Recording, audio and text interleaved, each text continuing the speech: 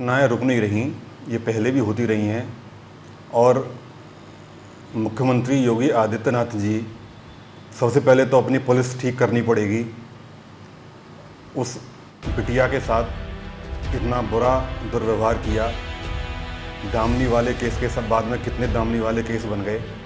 और सबसे बड़ी बात यह है कि पुलिस की भी इसमें मिली भगत है। बिटिया का दिवस अभी 2-3 दिन पहले हम लोगों ने मनाया था, बेटी दिवस। शर्म आनी चाहिए दुराचारियों को, हरामियों को, व्यभिचारियों को, राक्षसों को। राक्षसों की परिभाषा भी इन लोगों ने चेंज कर दी। और कल उसका रात में इन पुलिस वालों ने, योगी जी को ये देखना चाहिए, पुलिस वालों ने तेल छिड़क के बिना किसी परिजन के, ना माँ है, ना बाप है, ना चाचा है, ना कोई भी है, और उसका एकांत में रात में अंधेरे में तो हमारी सनातन धर्म परंपरा में होता भी नहीं है, और तेल से नहीं होता, घी से होता है उसका संस्कार। तो आखिरी संस्कार तो उसको करने देते। उस मनीषा बिटिया के साथ इतना बुरा व्यवहार उन लोगों ने किया। 10-12 दिन उसको ट्रीटमेंट ठीक नहीं मिला, लास्ट में उसको ट्रीटमेंट मिला। अब हाई स्तर के जो अधिकारी हैं पुलिस के, उनके बयान भी अलग अलग आ रहे हैं। तो ये 4 जो आरोपी ये तो पकड़े ही गए, इनको तो फांसी होना ही चाहिए। लेकिन इसमें पुलिस वाले कौन कौन दोषी हैं, सबसे बड़ी बात यह है।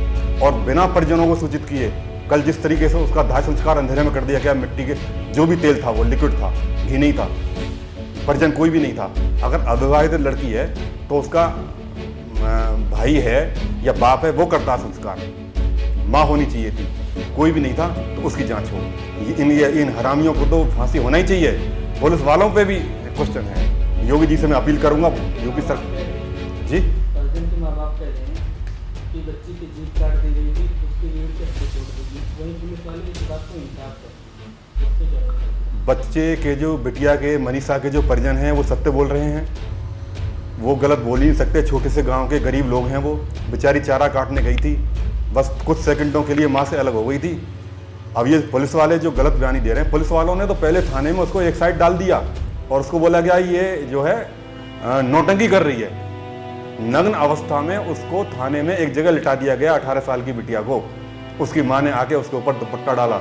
इन पुलिस वालों ने फर्स्ट एड नहीं दिया, एम्बुलेंस नज़दीक से निकल रही थी वो भी नहीं दी, कई घंटे तो उन्होंने वहीं पे लगा दिए।